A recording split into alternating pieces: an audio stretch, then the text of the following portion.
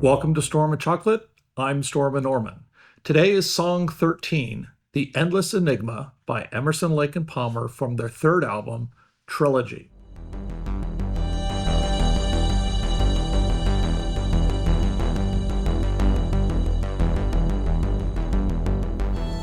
Trilogy was released in 1972.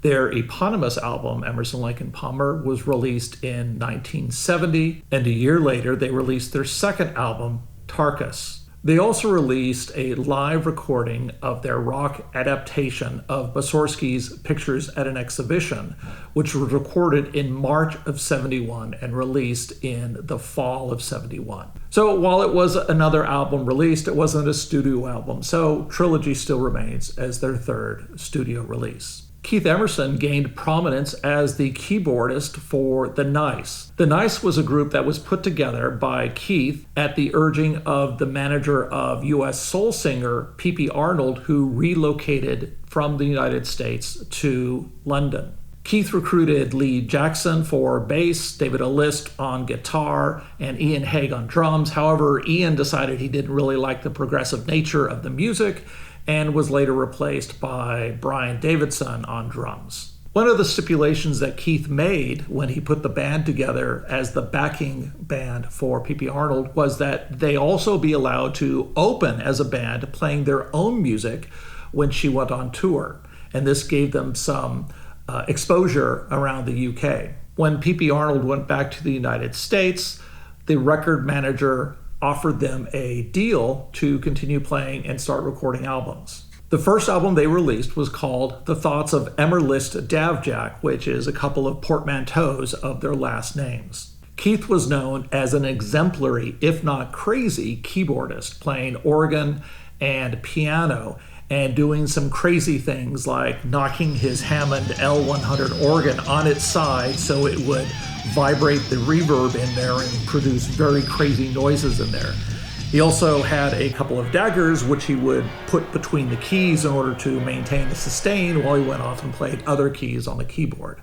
He did this for his entire career, including the 2 times that I saw him in the United States. The Nice had 2 more studio albums, but the guitarist David List left at the beginning of the recording for the second album, and they continued on as a trio with bass, keyboardist, and drums, which would be very foretelling for Keith's future. After these 2 albums, there were 2 more live releases in 1970 and 71, but by then the members had moved on to other things. Greg Lake gained prominence as the lead vocalist and bassist for King Crimson for their first album, In the Court of the Crimson King. Additionally, when they had a falling out with their current producer, Greg took over production duties and produced the rest of the album. While Greg was nominally a guitarist, the band did feature Robert Fripp, who was the founding member and also the driving force, and he played guitars as his specialty. Court of the Crimson King, which was released in October of 1969,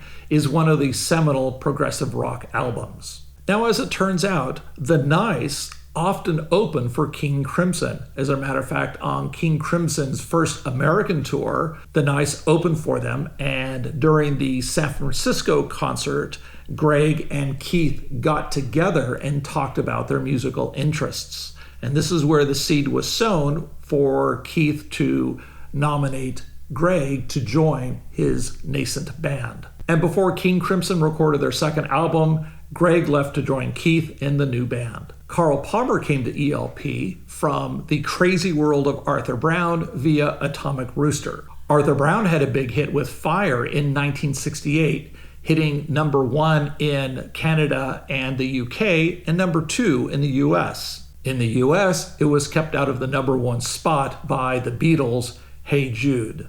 The crazy world of Arthur Brown dissolved in 1969 when the drummer and organist left to form Atomic Rooster. They released their debut album in February of 1970. However, Carl left in June 1970 to join Keith Emerson and Greg Lake. So this was basically the birth of ELP. They tried several different names, nothing really worked, and then they settled on using their last names in alphabetical order. During the summer and fall of 1970, they worked on their live act, which was mainly adaptations of classical pieces. They also had a couple of original works, Take a Pebble and Tank of which had Carl Palmer's drum solo in the middle of it.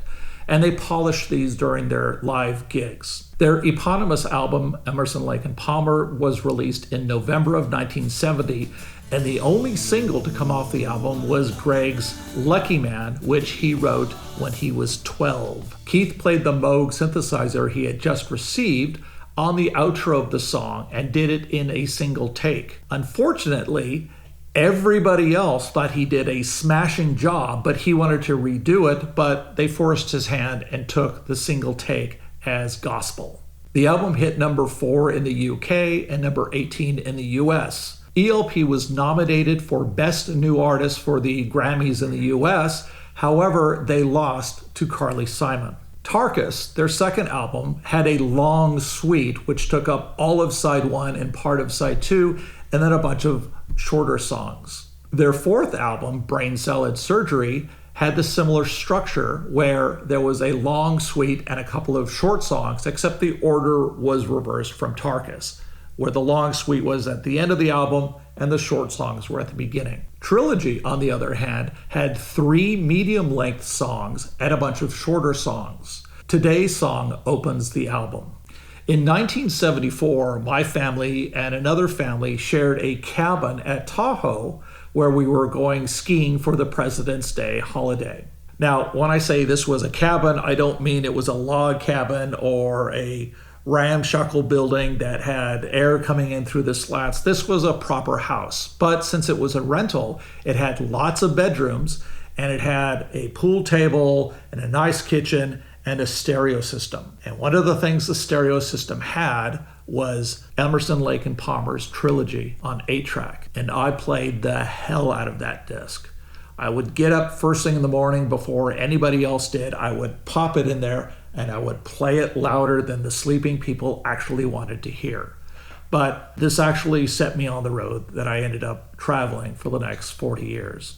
Disc? Did I say 8-track disc? Yes. The album really affected me deeply. It ticked a lot of boxes for me. It had organ, it had a synthesizer, it had catchy compositions, and it had intriguing lyrics. Following the suite, which is the Endless Enigma, which has 2 parts and a fugue piano piece in the center, are 3 short songs, From the Beginning, The Sheriff, and Hoedown. All 3 of those songs were played on Emerson Lake Palmer's 1973-74 World Tour. We'll talk more about those songs when we get to them in this playlist. All of these songs are 3.5 to 4.5 minutes, whereas the suite, the Endless Enigma, is 10.5 minutes long. Side 2 opens with a medium-length song, a short song, and then a long song at the end. The long song at the end is Abaddon's Bolero, which I've talked about many times in this as an example of a boleric kind of song. The Endless Enigma is well named. Part 1 is a conversation between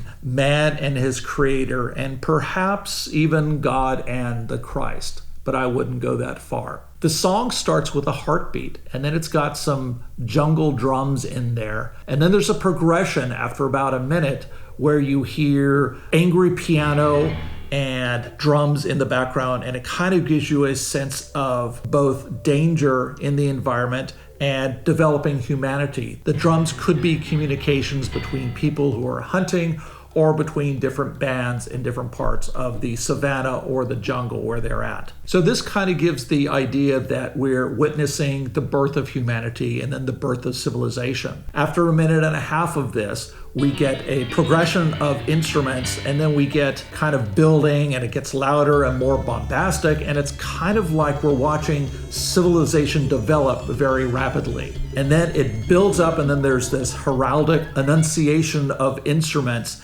and then it gets immediately quiet, and then we hear the creator's voice, who sings this first line.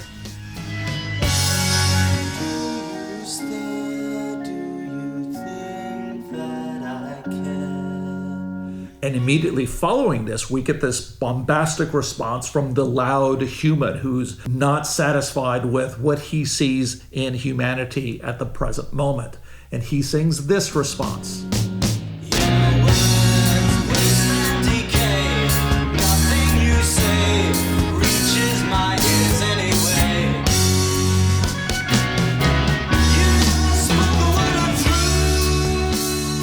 So part one continues with this challenge and response sequence with the creator talking about things. It's not as bad as it seems, and the man keeps responding, oh, it's terrible. It's absolutely going to hell. You got to do something about it. You got to open your eyes and see what's actually happening. And so that's kind of the way that it ends when man finally says the penultimate line.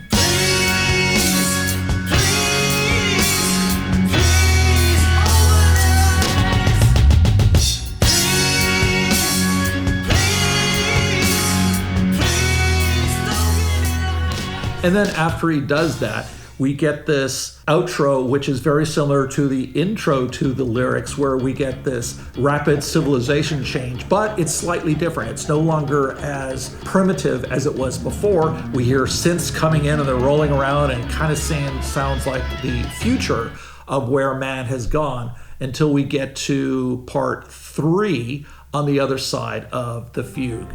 Now, the fugue is just a piano piece to kind of wash your palate and give you an idea of the passage of time. Now, it's mostly just Keith playing piano, Greg playing bass, and then you have Carl playing triangle. And that's all the instruments that you have.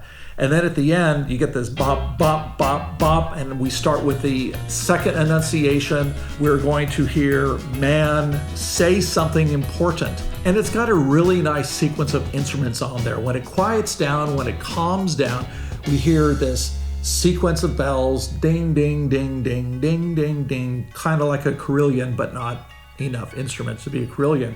And then we have a synthesizer that plays along with it, and then we have bass playing counterpoint, and then it builds up, and then the tempo slows down, and then man, again bombastic, says the following lines. Each part was played, the play was not shown. Everyone came, but they all sat alone. The interesting thing about this is it's kind of positive rather than negative, which many of Emerson, Lake and Palmer's lyrics are in the future. They're kind of anti-religion, not necessarily anti-God, but anti-religion. And this is kind of, I read it as pro-religion. You have man who could have been the Redeemer saying that, I'm happy with the way things turned out. We did something good here. So it's kind of weird that this is the way that it started. But regardless of what the lyrics actually mean, I totally love this song. It made me have a cinematic experience with my ears, and perhaps now you can understand why I played it over and over and over again. Before you go on, I actually have something to say. Was this your idea of... So on the cinematic experience with your ears that he was talking about, all you have to do is literally just put headphones on your head, close your eyes, and you're in it to win it. That's not what I meant by cinematic experience. I know, but that's just a quick tip. But you won't get the same results. Of course not. Everyone's unique.